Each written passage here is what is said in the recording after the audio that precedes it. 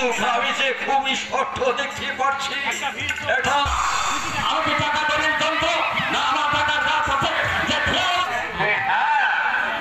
আর সেই সঙ্গে